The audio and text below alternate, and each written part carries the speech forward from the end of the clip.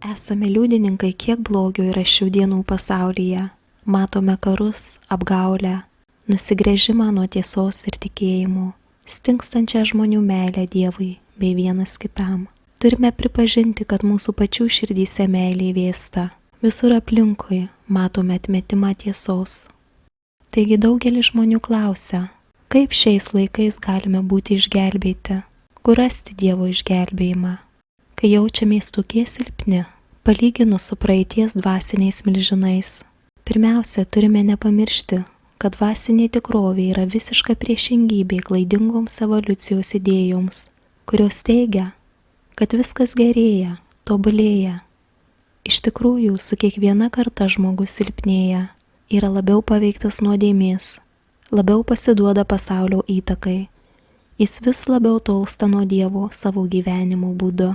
Silpnėjame, daromės labiau pasaulietiški ir artėjame prie pasaulio pabaigos.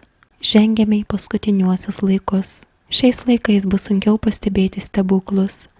Šventumas bus sunkiau pasiekiamas. Bus sunkiau pastebėti šventumą aplinkiniuose. Dorybė bus išjuokta ir atmesta. Tiesa bus dar labiau atstumta. Žmogus vis labiau tolsta nuo Dievo. Tam šėtonas ruošėsi šimtmečius, manipuliuodamas kultūromis, filosofijomis, idėjomis. Šimtmečius statė barjerą, didžiulę sieną tarp žmogaus ir Dievo. Mūsų laikais galima teigti, kad labiau nei bet kokia kita šio laikmečio nuodėmė pasireiškia kūniškas geidulingumas.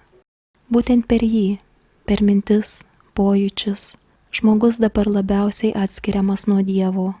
Geidulingumas suteršia sielą, todėl ji tampa nepajėgi priimti šventosios dvasios ir būti transformuota Dievo meilės. Šventoji dvasia, žinoma, nuolat ieško sielų, kuriuose galėtų gyventi. Tų sielų, kurios kovojo, atmetė blogį, atmetė pagundas, troško būti apvalytos. Šventoji dvasia nuolat trokšta įeiti ir apsigyventi tose sielose, tačiau mes pasiduodame pasauliui, geidulingumui, pagundoms. Bažnyčios istorija kupina kankinių. Be abejo, būta laikotarpių, kai kankinystė suintensyvėjo. Prisiminkime romėnų valdymą, komunistų režimą ar kai kurias islamiškas šalis, kur krikščionys patyrė žiaurų persekiojimą ir kankinystė tapo akivaizdi. Bažnyčios istorijoje šventieji nuolat liudijo savo meilę Dievui, aukodami savo fizinius gyvenimus. Stebėtojai būdavo priblokšti, niekas negalėjo suprasti tokio šventųjų džiaugsmo. Jie atiduodavo savo gyvenimus, tarsi jie nieko nereikštų. Jų meilė Dievui buvo tokia stipri. Mums tokia kankinystė atrodo kaip nereali iliuzija. Kai pasiduodame kūniškiems troškimams ir tampame kūno poreikių, jo aistrų vergais, tai pavergia ir sielą. Kūnas tampa šeimininku, o siela tarnauja jam. Tokios būklės, kai kūnas valdo sielą kaip vergovėje, kaip galime net įsivaizduoti kankinystę.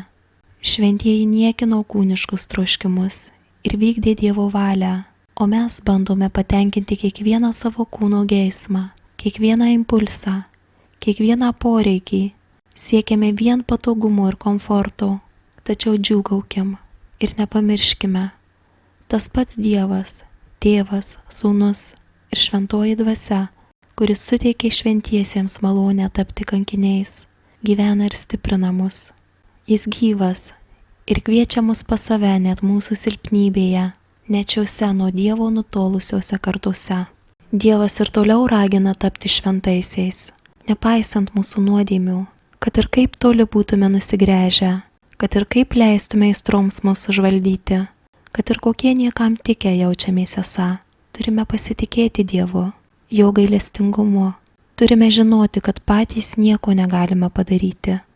Taip, turime atgailauti, kovoti su pagundomis, tačiau tik tada, kai Dievas pamatys Dievo troškimą mūsų širdyse, šventoji dvasia suteiks mums malonę. Ir jeigu Dievas pasirinks padovanoti mums kančias, jis taip pat suteiks stiprybės jas pasitikti. Žinome, kad bažnyčios laukia sunkus laikai. Tai jau vyksta Ukrainoje. Tačiau mums primenama, nebijokite šio pasaulio galių. Nebijokite, ką šio pasaulio dalykai gali padaryti kūnui. Turime ruoštis kiekvieną dieną, ruoštis Kristui. Šventieji mus įspėjo apie ateinančius laikus. Turime pasirengti, būdami dabar kuo arčiau Dievo, atgailauti, melstis, ugdyti maldos pagrindą savo gyvenime. Turime artėti prie Dievo, priimti šventąją komuniją, išpažintis, daryti viską, ką galime, kad gyventume kaip krikščionys. Taip būsime pasiruošę išbandymams, jei kada jie užklups.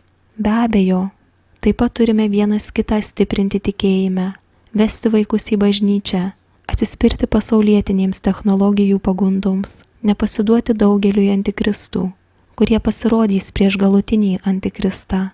Visą viltį turime dėti į Kristų ir pasitikėti juo. Turime stengtis paklusti jo mokymams, kad ir šiais laikais, gyvendami kuo arčiau jo gyvenimas ir išgelbėjimas galėtų pasireikšti mumyse.